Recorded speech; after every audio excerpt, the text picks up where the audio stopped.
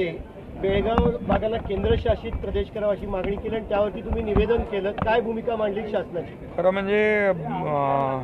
बेळगावमधील मराठी भाषिकांच्या बद्दल आणि सीमा कर्नाटक महाराष्ट्र सीमा प्रश्न जो आहे या बाबतीमध्ये शिवसेनेची भूमिका,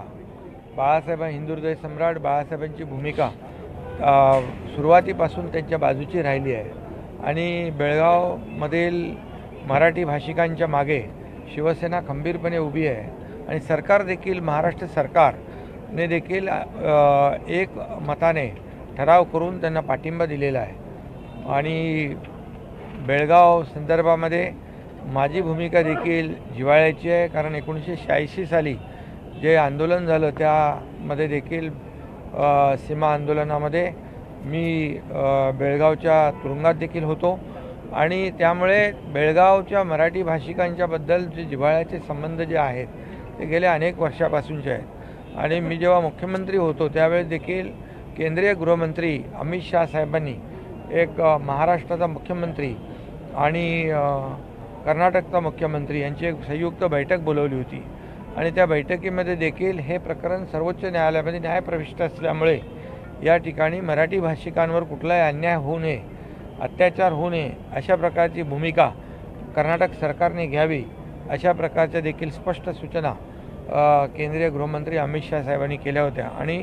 आज खरं म्हणजे दुर्दैवी प्रकार आहे, मराठी भाषिकांचा मेळावा महाराष्ट्र एकीकरण समितीने आयोजित केला होता आणि तो मेळावा होऊ नये याचा पुरेपूर प्रयत्न या ठिकाणी कर्नाटक सरकारने केला.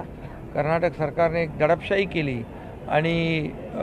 जे आंदोलनकर्ते होते ते माजी आमदार असतील, माजी महापौर असतील, अनेक लोक शेकडो मराठी भाषिकांना वेगवेगळ्या तुरुंगामध्ये डांबण्याचं दुर्दैवी प्रकार त्या ठिकाणी केलेला आहे आणि म्हणून याचा मी जाहीर निषेध करतो, धिक्कार करतो आणि आज वरिष्ठ सभागृहात विधान परिषदेमध्ये देखील सरकारची भूमिका आणि शिवसेना पक्षाची भूमिका मी मांडली. मुख्यमंत्री महोदयांनी देखील सरकारची भूमिका मांडलेली आहे. त्यामुळे सरकारची भूमिका एकच आहे की कर्नाटकमधील मराठी भाषिकांच्या पाठीशी महाराष्ट्रातली 12.5 कोटी जनता पूर्णपणे खंबीरपणे उभी आहे आणि जे सर्वोच्च न्यायालयामध्ये प्रकरण सुरू आहे यासाठी देखील महाराष्ट्र सरकारच्या वतीने अनेक तज्ज्ञ वकिलांची फौज काम करते आहे आणि आणखी जे जे काही करावं लागेल ते आपण करू.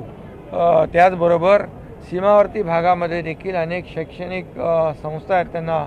मुख्यमंत्री निधीतून अनुदान देखील आपण दिलं. त्याचबरोबर मुख्यमंत्री सहायता निधीमधून देखील आपण त्या भागातल्या लोकांना सुविधा उपलब्ध करून दिली जेणेकरून मराठी भाषिकांना न्याय मिळेल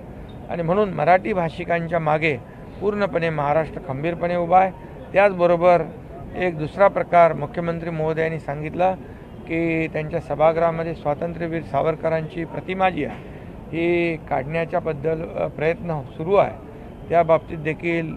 त्यांचा निषेध करावा तेवढा थोडा आहे आणि स्वातंत्र्यवीर सावरकर फक्त महाराष्ट्राचे नाही तर अवघ्या देशाचे स्वातंत्र्यवीर सावरकर यांनी या देशासाठी जो त्याग केलेला आहे याचा जी काही जाणीव कर्नाटक सरकारने देखील ठेवली पाहिजे आणि आपल्या सभापती नीलमताई गोरे यांनी देखील स्वतः सांगितलं आहे की तिकडच्या सभापतींना कळवून या ठिकाणी ती स्वातंत्र्यवीर सावरकरांची प्रतिमा काढू नये अशा प्रकारचा आवाहन देखील त्यांनी केलं आहे आणि सरकार देखील या भूमिकेशी सहमत आहे आणि म्हणून स्वातंत्र्यवीर सावरकरांचा अपमान करणाऱ्या देखील कर्नाटक सरकारचा मी या ठिकाणी धिक्कार करतो, निषेध करतो.